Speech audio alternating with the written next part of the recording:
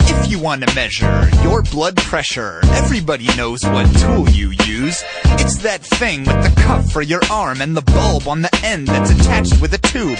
But what do you call it? A blood pressure cuff? It turns out that name wasn't long enough. The technical term for one of those blood pressure monitors is a sphygmomanometer. So, do you want to get your blood pressure measured? Man, you need a sphygmomanometer. With an instrument whose name has got 16 letters, yo, you need a sphygmomanometer. It's a big, old moniker for the sphygmomanometer. So just drop that needle like a conifer for the sphygmomanometer. Check it. For a hip-hop jam to be complete, you need a rap and you need a beat. So the fact that you wrap that cuff around your arm plus the beat of your heart means party people move your feet. In the discos, this goes out to the gizmos. People tapping their big toes for sphygmos. That's what I call them for short, like, you dig, bros? So get your sleeve pushed up like a pig's nose, and let's attach that cuff with some velcros. And get the stethoscope on your elbows, so we can tell if your blood pressure fell, rose, or stayed in the same place like Melrose. So could you roll up your garments, sir? And ma'am, I wanna see that upper arm of yours. And if you ask me, what do I want it for? It's for my motherfucking sphygmomanometer! Check it, y'all! Do you want to get your blood pressure measured?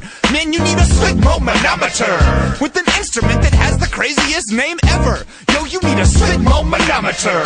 And if you want to be a commoner, then I suppose you can call it a blood pressure monitor. But if you want to be a connoisseur, then it's a sphygmomanometer. Everybody, S to the P to the H to the Y to the G to the M to the O to the M to the A to the N to the O to the M, E to the T to the E to the R, backwards, R to the E to the T to the E to the M to the O to the N to the A to the M to the O to the M, G to the Y to the H, P, S in Morse code.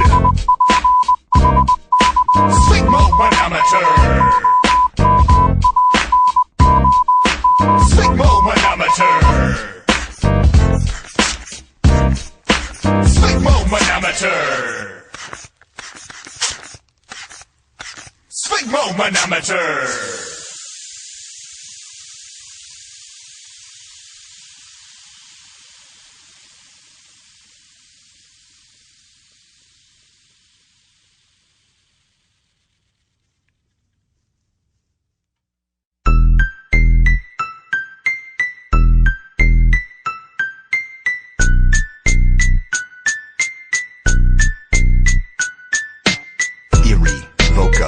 Irrevocability.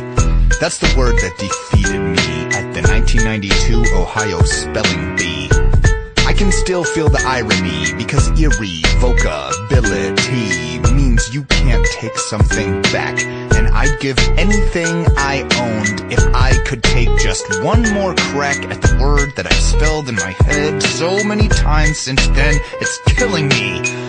The Napkins learned at a very young age about irrevocability. I want to tell you all about how I got ixnayed. Picture Mr. Napkins back in the 6th grade. My hair was still straight cause I was prepubescent. I wore a jean jacket that I'd gotten as a Hanukkah present. And it seemed way cool to my sheltered friends at my Jewish day school. Hebrew, not Latin. Shalom, not shillelaghs. More scary than nuns, our teachers were Israelis.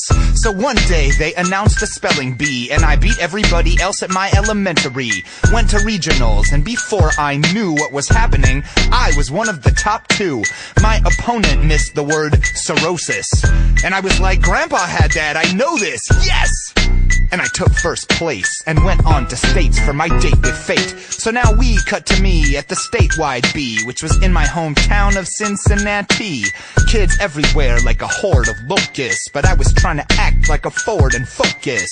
The top 3 would go to DC and then compete nationally on TV, specifically on ABC, which appropriately was the network that broadcast the spelling bee. I spelled till my vision was blurred and persevered till it was me and 3 more nerds. I stepped forward when my turn occurred. I heard my word and I was like, word. I knew just what letters to say, and I looked those judges right in the eye and said IRREVOK ABI. Sample complete. Ready to continue?